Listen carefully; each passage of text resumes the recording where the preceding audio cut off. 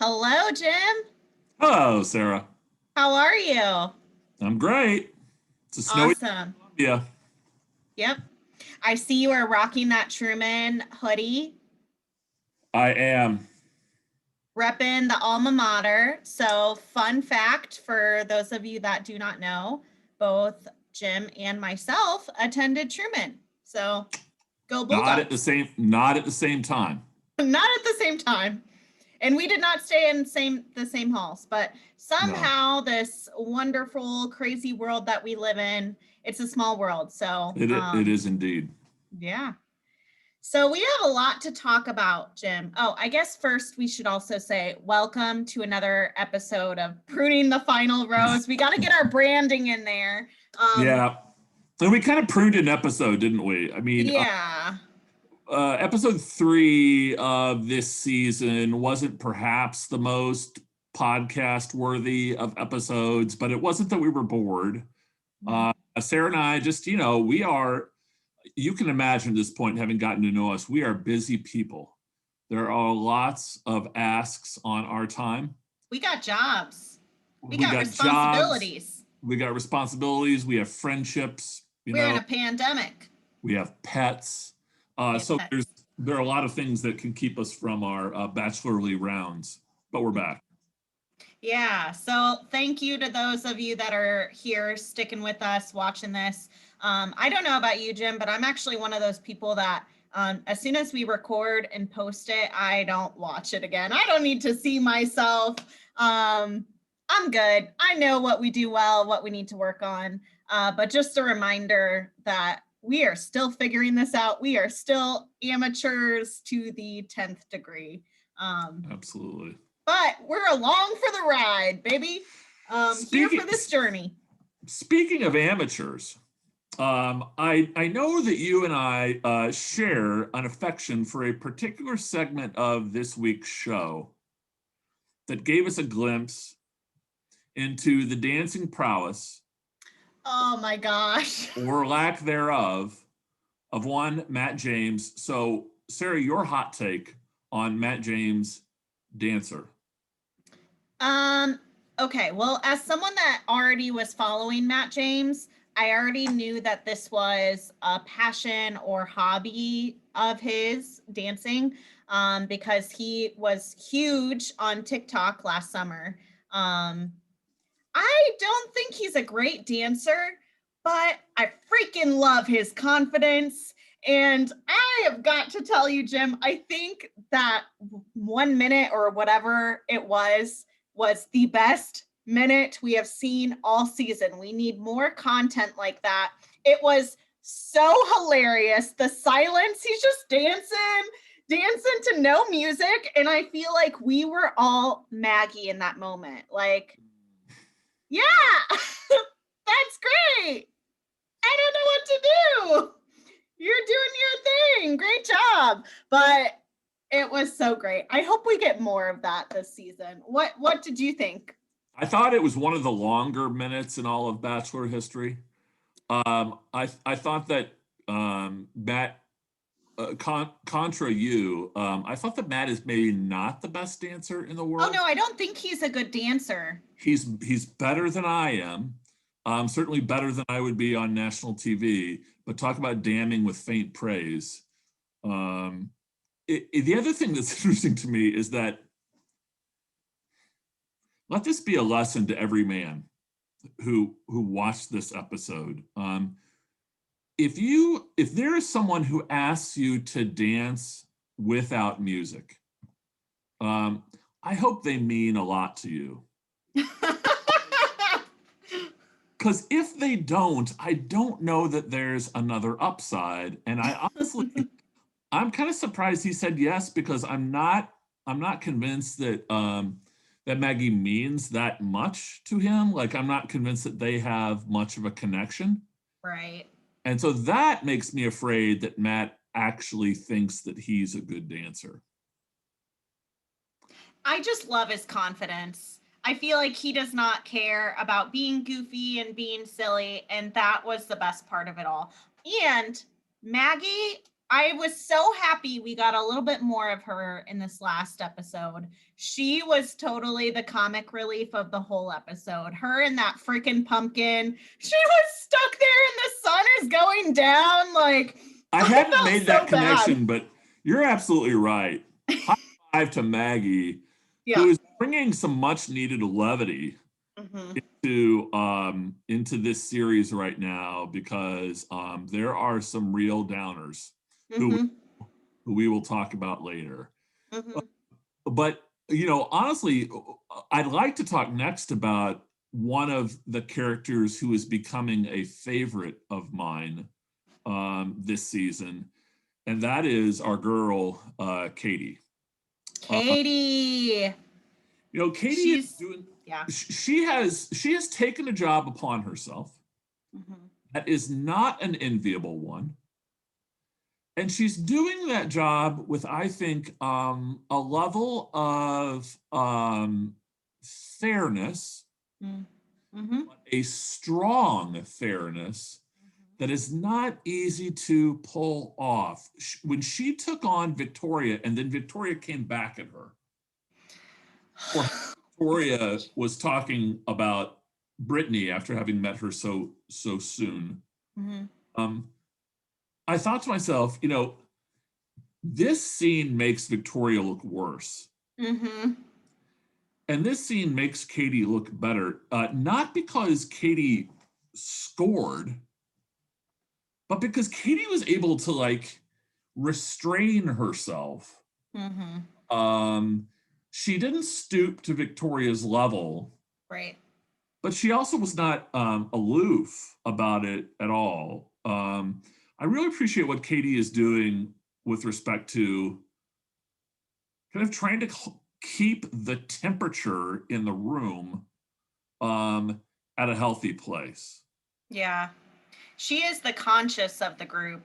And she's also like I think you mentioned that she's keeping things decency. Like, we all have dignity, and recognizing that, like, Katie, she is keeping it kind. She's keeping it fun, but she's also keeping it kind. And I'm so go ahead. You use that word dignity. Because I think one of the takeaways I had from this episode, where the infighting between the bachelorettes has in many ways gotten as ugly as it's ever been. I do wonder. And by bachelorettes, you mean contestants? Yes, I mean contestants on a Bachelor season. Gotcha. I do wonder what, if anything, this show does for women who both want to enjoy a show like this and want to feel like the dignity of woman is somehow upheld in all of this. Because there are a lot of women on this show, and it's not that it's utterly different for when we have a cast of bachelors, but I almost feel like we have lower expectations. Yeah, the tone is different. Like, when it's men, it can be very aggressive and competitive. And then when it's women, it's very catty and petty. There's different dynamics there. And it's hard. I feel like we're at a point with the show and the franchise overall where it's hard we can't ignore the sexism that's taking place on the show anymore. So, for example, in Claire's season, last season, when they held the strip dodgeball game or tournament, whatever, like, that got a lot of flack, that the men had to strip down. And a lot of people were upset about that because they were saying, if the tables were turned, if that was women, you're objectifying women and that would never fly. And now you're doing that to men, and that's not okay. That's a double standard. And so I kind of feel like we are, like, the show, it cannot be ignored anymore. Like, there's this layer of sexism that needs to be addressed. And Unfortunately, this is not the cast of women that is going to push the needle forward. Like Katie is trying to do that, but the rest of the women, unfortunately, like it was kind of sad and hard to watch. So many of those women just kind of like give in to that mob mentality and Yeah. not step up or say anything when there's clearly hateful, mean, and like bashing comments that are so unnecessary. Like you want to like I don't know. Like do you think they would have said those things if TV cameras weren't there? I can't speak to that, because I'm not generally in that room. Um, I'll only say that Katie, rare among the group, Mhm. is taking an opportunity to do something with her 15 minutes of fame Mhm. that not a whole lot of women have attempted to do. Mhm. That is to kind of like stake a claim for some sort of appropriate, like respect Yeah, among. she's putting herself on the line. She's risking her relationship with Matt because she knows if she's inserting herself in the situation, usually that does not bode well for whoever that is. So, and she knows that. Like she mentioned night one, I'm Mhm. being strategic. I do not think she anticipated this was how her strategy was going to play out, but it is serving her really well. I think she's definitely a fan favorite at this point. Yeah, it's interesting because when we typically see someone go to the lead with intel, Mm-hmm. we get that sense that they're a moth flying into the flame and they don't even realize it. Right? Mm-hmm. That it's a kamikaze mission. They're going to take down their opponent, they're going to take down themselves as well. Mm-hmm. The Katie's conversation with Matt didn't feel that way. Mm-mm. Katie's conversation with Matt felt like, whatever. Like, I gotta say this. Because Mm-hmm. I thought this was interesting. Like what she said was there are women in there whose reputations Mm-hmm. are going to be ruined because of what other women in the room are doing. Mm-hmm. And I think she was referencing Sarah, who's gone, right? And Brittany, who's new. Mm-hmm. Uh, and like, for lack of a better word, the sisterhood that I saw in those actions of hers, um, it was a rare and kind of redeeming quality in this show. I'm not saying that, like, I don't know that aside from all of those actions, that Katie is anything like the right match for Matt. It's almost Right. beside the point. Right. She's decided that if nothing else, her time on this show is going to reflect on her Mm-hmm. values, Mm-hmm. on how people see her. That's very wise. Mm-hmm. Um, and more power to her. Yeah. We are a fan of Katie. I was a fan of her night one, and she continues to impress me. And also, since we did skip episode 3, which was kind of the Sarah show, Sarah, Yeah. it was all about Sarah. I was so Yeah. exhausted, and this is coming from a fellow Sarah. I don't know, Katie. I loved her too in that episode because she is not afraid to be direct and assertive and say what needs to be said, but also in, in a respectful way. Like she called out Sarah when Sarah came on their group date and was like, you're interrupting my time. This is not okay. You're not even on this date. And then she addressed it with her later. Like she's taken the high road. She is doing what she needs to do. And then she also, she's not trying to draw attention to herself in that way. Like she's just trying to do the right thing. And then she had that moment with Sarah where they were both talking about their fathers and kind of sharing that grief that they Yeah. are similarly experiencing. Yeah. And Katie, again, taking the high road. She's like, this isn't my story to tell. That was a one-on-one moment. But then to the other girl, she's like, she's going through some stuff. And that's hers to tell. I'm not going to spill her story, but just be respectful because we don't know what people are going through. To shift very briefly, because I really don't feel like she deserves the oxygen in the room, to shift really briefly to Victoria. My sense is that Katie is the kind of person who Victoria may think that she is. That Victoria thinks that Victoria is. When Victoria and Katie are going back and forth, Right. It doesn't take long for Victoria to start using those BS lines that kids use on the playground when they know that they're losing the fight, like that they just don't have it. They're losing the verbal fight. They just they think that saying something insistently and aggressively is the same thing as winning an argument. Now, you could argue that there's an entire political party made up of such people these days, but it feels different on The Bachelor. My theory is that Victoria is perhaps the best candidate that we've had in a long time for the argument of like the producer's rose. And that is that Matt James is not the person, I don't think. He's the person that's keeping Victoria on the show. Yeah.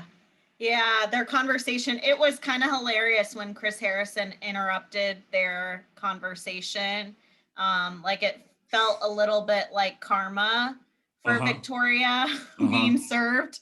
Not quite to the full extent that probably it is, that it needs to be, but I think you're right. I kind of think back to our last conversation and the producer show spinoff that we were thinking of. Right. Victoria is a perfect example of she is not there for Matt. Matt is not there for her. She is just feeding the producers what they want. I think you're right that she got a taste of her own medicine. I can totally imagine Chris Harrison and a couple of producers sitting off stage and saying, okay, we know that we have to go. Now's the time. Go. Exactly. Yeah. What if we do it while he's talking to Victoria? Yeah.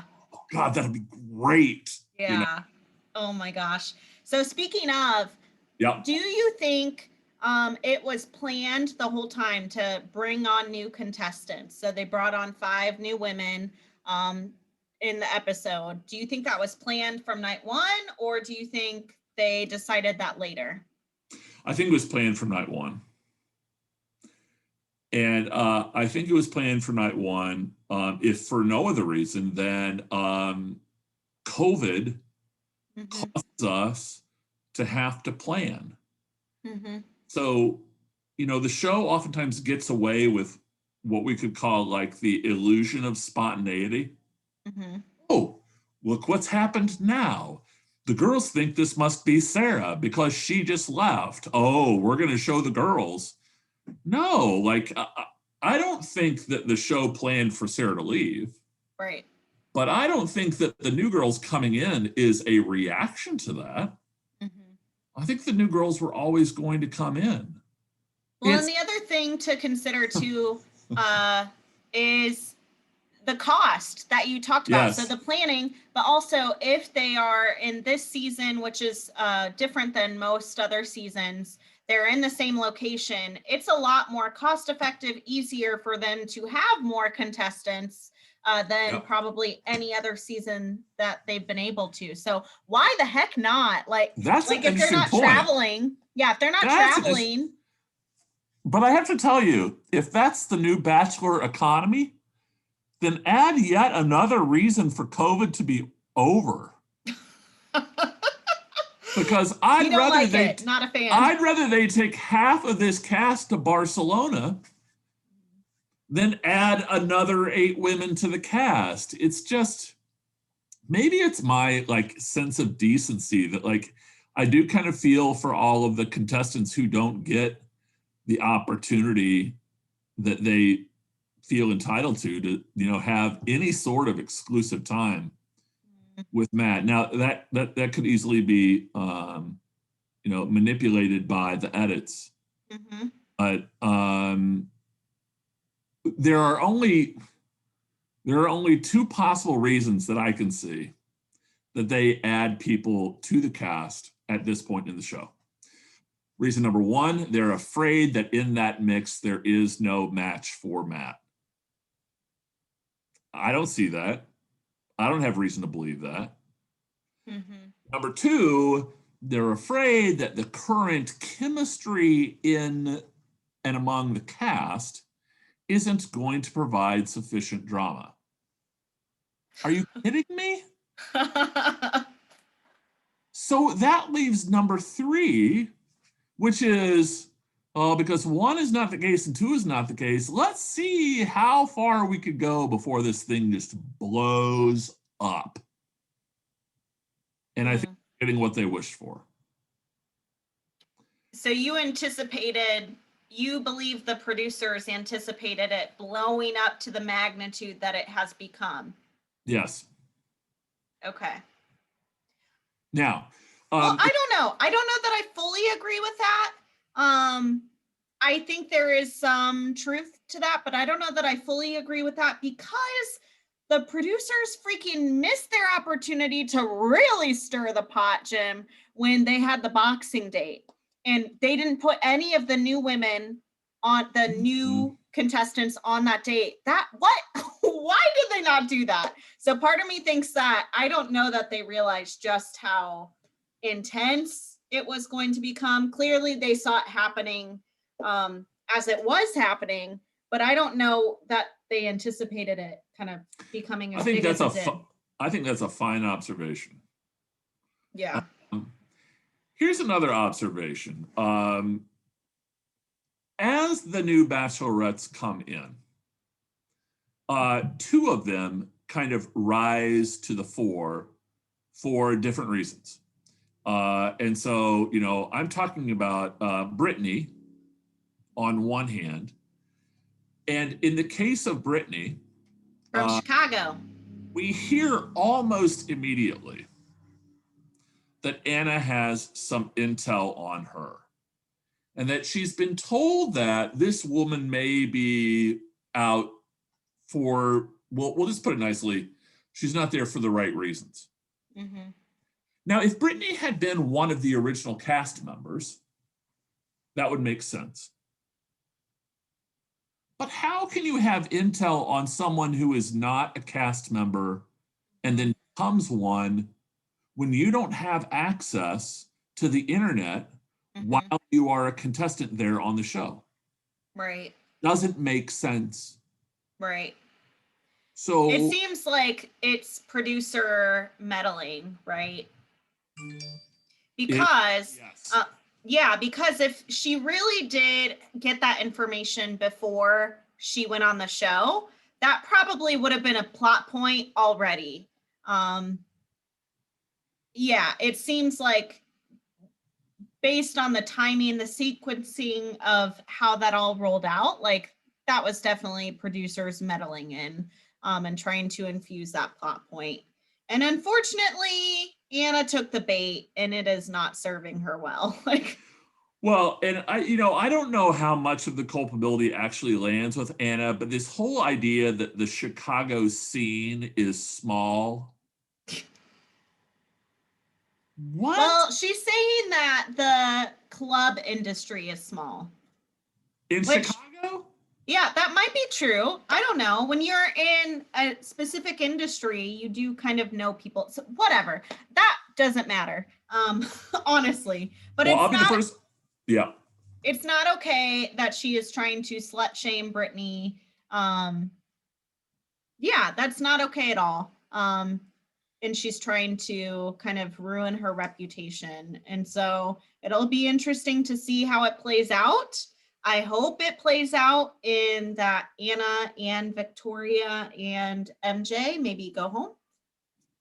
But I don't know if Victoria's the producer's pick. We might have to put up with her for a little bit longer. And then on the other hand, we have a bachelorette that, for good reason or not, comes with several suitcases full of controversy. Then we also have a bachelorette who comes from Edina, Minnesota, a teacher who, compared to everything else that I have seen this season so far, sweeps Matt James off his feet.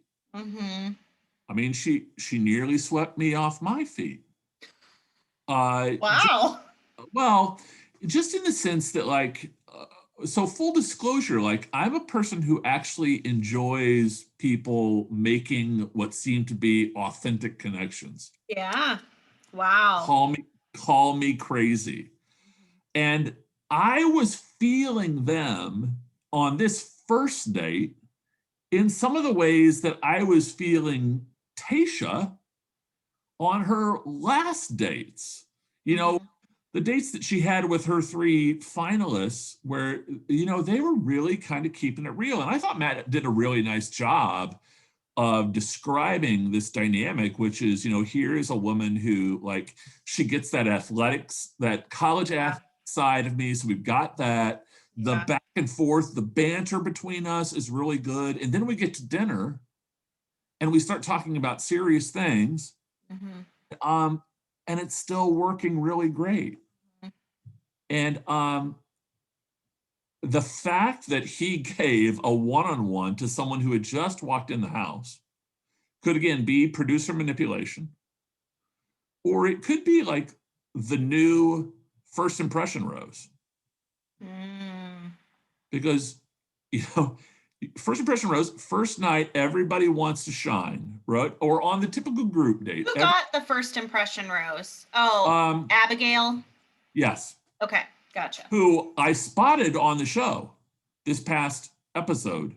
Yeah. And I did that with a kind of surprise in my voice because I really wasn't sure whether she was still on or not. And I know that the rose on the group date means a lot as well. But I'm here to tell you, contestants, that I think that the rose that was given out on Matt's one-on-one this week, to me, it's a big one. Yeah, I think that I completely agree with everything, Jim, that you said. I think that if you're looking at all the one-on-ones thus far, I think all of them that he's chosen to have one-on-ones with, they are all front runners and contenders. And I think for the most part, I think this last one, Michelle, she was really bringing it and really showing the natural, authentic chemistry and connection that they had.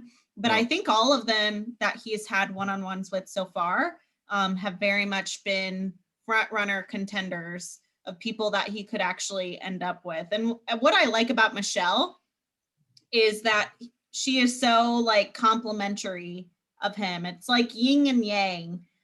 They seem to balance each other out in a really nice way. And you could see that. I am excited about that. I am too. That said, I'm not yet ready to close the nominations. Right.